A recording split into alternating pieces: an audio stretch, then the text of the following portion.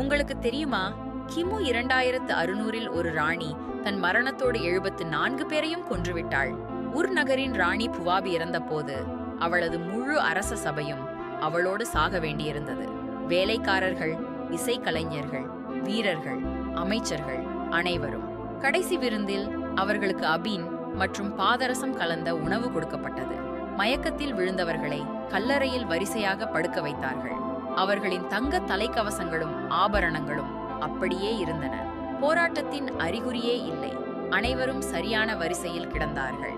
கல்லறை மூடப்பட்ட போது அனைவரும் உயிரோடு உள்ளே சிக்கிக் கொண்டார்கள். இது மெசொப்பொத்தேமிய அரசர்களின் முழுமையான அதிகாரத்தை காட்டுகிறது. மரணத்திலும் கூட அவர்களை பின்பற்ற வேண்டும்.